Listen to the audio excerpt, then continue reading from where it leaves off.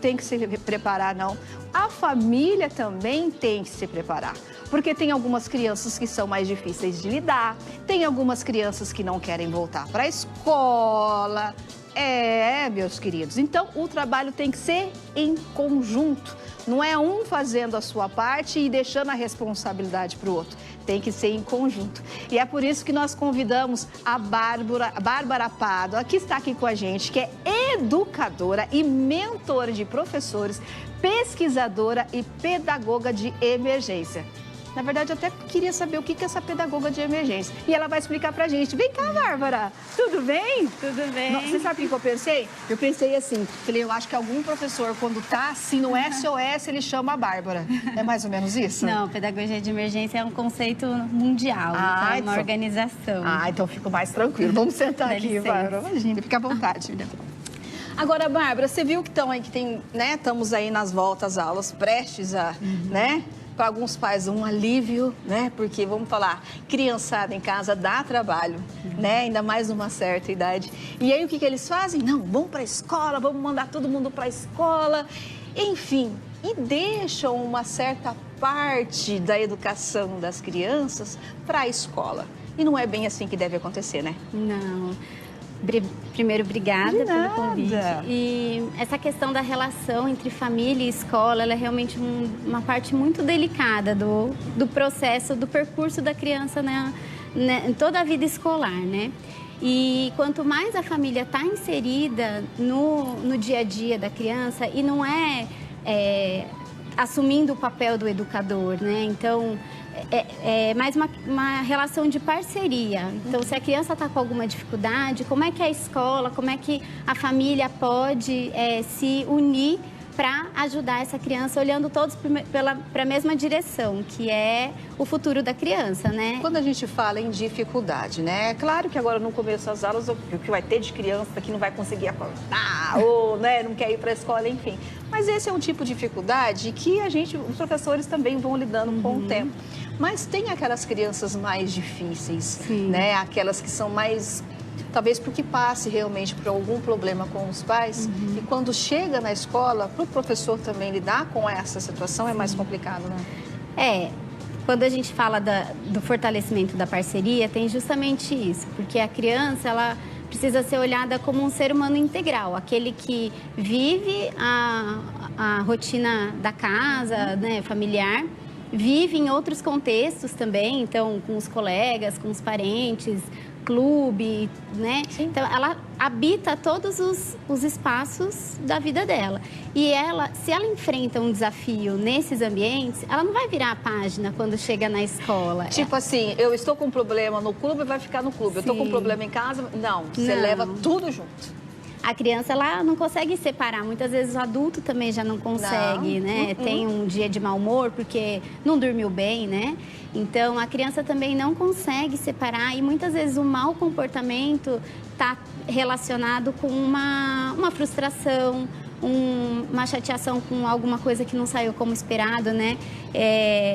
Os estudiosos dizem que o mau comportamento está totalmente relacionado a uma necessidade não atendida. Entendi. Então, se a criança vive uma frustração porque ela esperava que algo acontecesse e aquilo não aconteceu, então... Por exemplo, esperou os pais chegarem do trabalho e eles não chegaram no horário. Então, fica frustrado. Existem essas... Ou teve uma briga com um irmão. Então, quando tem uma necessidade, seja de física ou necessidade de carinho, de atenção, de zelo, cuidado, isso se transforma no mau comportamento. E isso transita em todos os espaços que a criança habita, né? E aí a gente está na escola, então, né? Então agora vamos falar da figura do professor, né? Que está em sala de aula. E aí ela vê essa criança. Só que a gente sabe que tem professores e tem professores. Sim. Né? Como que esse professor tem que lidar com essa criança? Né? Porque a gente sabe também que cada indivíduo é um só. Né? Não tem uma fórmula para todo mundo. Cada um é uma receitinha para cada um. Como que esse professor deve agir nesse contexto? O que ele tem que fazer para minimizar aí essa frustração, né, que ele está trazendo? Olha, o vínculo, ele antecede todos todo o trabalho. Então, não existe uma reparação de um erro, o educador não vai reparar um erro da criança, de um mau comportamento, de uma briga, alguma coisa, sem o vínculo, porque aí vira uma relação autoritária, né? Então, e é uma coisa que eu sugiro, assim, no começo do ano, agora, que os professores invistam muito no vínculo, no fortalecimento das relações, para que ele se conecte com aquela criança, para que esse bom relacionamento migre por todo o ano e que ele tenha um ano muito bom e que a criança, quando ela viver uma situação de frustração, de chateação, ela se sinta à vontade para pedir ajuda e não ter um comportamento que seja para chamar atenção, né? Que ela possa reconhecer a sua fragilidade e dizer: eu não estou bem, eu estou precisando de ajuda. Então, o vínculo cria esse lugar seguro para a criança pedir ajuda. Agora, né? é mais gostoso se a gente pensar, por exemplo, tem muitos alunos, né, entrando aí no começo, agora com os professores novos, e aí tem os que já se conhecem. Então, para os novos, assim, é muito mais importante ainda, né? Sim, a manutenção do vínculo, porque a criança cresce, né? Ela teve, então agora nas férias, ela conviveu em outros ambientes. E aí quando ela volta para a escola, ela cresceu, ela aprendeu coisas novas. Então essa manutenção do vínculo, ela é muito importante também, por mais que já conheça a criança.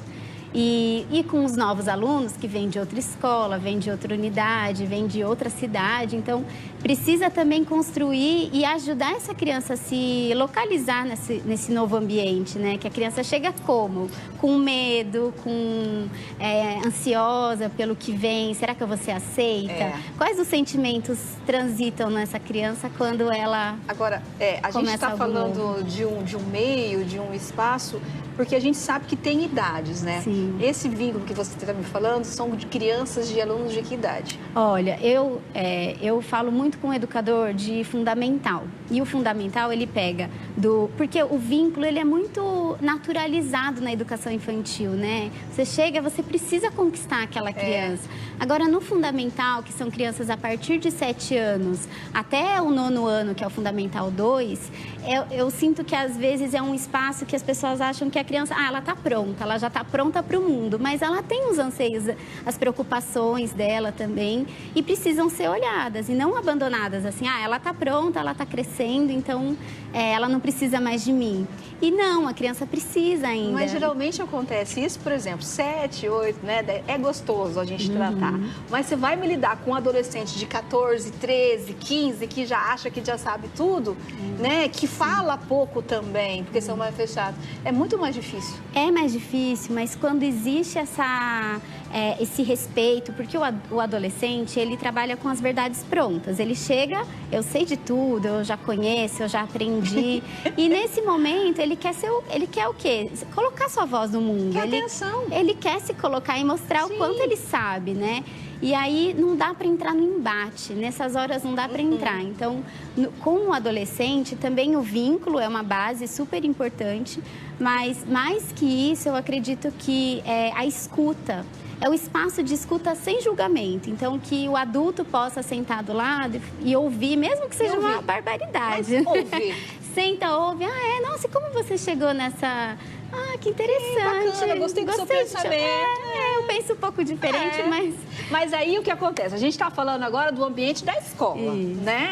Mas agora a gente vai falar do ambiente da nossa casa. Porque daí o que acontece? Você cria o seu vínculo, aí a criança é ouvida, né, pelos professores, mas aí ela chega em casa, onde é um outro cenário. Sim. O que os pais devem fazer para continuar esse trabalho de parceria? Sim.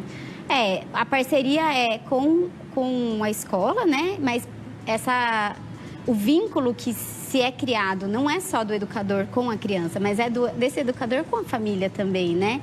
E pensar que estão todos olhando para a mesma direção, porque todos querem que a criança tenha uma boa experiência na escola, se sinta amada, acolhida, se sinta pertencente, né?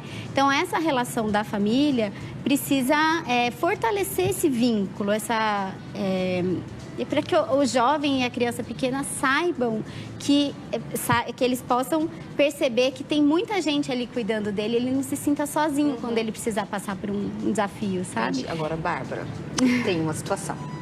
Tem uma situação, gente.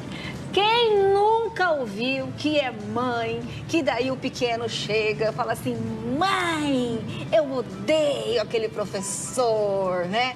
Porque, gente, como que o pai deve se manter? O que ele tem que fazer? Porque, querendo ou não, acaba desestimulando essa criança. Eu acredito que porque a escola... quando a criança ela é muito imperativa, desobediente, que o professor vai ali e fica, não faz isso, não faz isso. Sim. Ele vai odiar esse professor. Sim, mas a escola é um lugar de formação social da criança, né? A gente vive numa sociedade e a sociedade da criança é a escola. E ali tem regras, tem normas e tem pessoas que pensam diferente. Então, é um espaço também que a criança e o jovem conseguem olhar para outras personalidades e se reconhecer ou perceber, opa, assim eu não gosto, eu não me identifico com esse tipo de... E trabalhar o respeito, porque as pessoas são diversas, né? Nós somos diversas. Na verdade, eu acho que quem está ouvindo a gente deve estar pensando assim, nossa, Kelly, mas isso é tão, vamos dizer assim, tão normal, parece uma conversa tão normal, criar vínculos, se comunicar. Mas eu vou falar uma coisa para vocês, que a Bárbara está aqui do meu lado, e se eu estiver mentindo, se comunicar na sociedade que a gente tem hoje, conversar é a coisa mais difícil que tem. Por quê? Quando você pega a criança na escola, o que acontece? Ou você está no celular, resolvendo o problema de um trabalho que ficou para trás, ou a criança que está no celular. Quando você chega em casa, quando você é mãe, o que você tem que fazer? Ajeitar a casa. E a criança fica de lado. E aí o que acontece? Vocês não acabam conversando. E aí vai um para o quarto, o outro para a sala, fica tudo...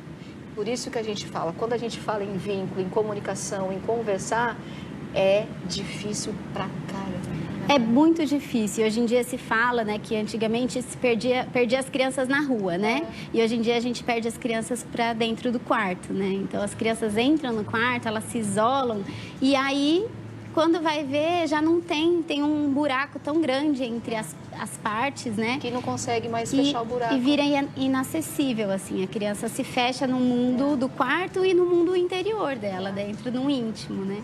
Então, precisa muito falar, às vezes, mais do mesmo, né? Que o vínculo, ele é a base de qualquer relação, porque é o que vai resgatar uma criança quando ela estiver numa situação muito difícil. Gente, deixa eu falar pra vocês, a Bárbara não é daqui, de onde você é? De São Paulo, né? Paulo. São Paulo, mas ela é uma pessoa tão experiente, com currículo, né?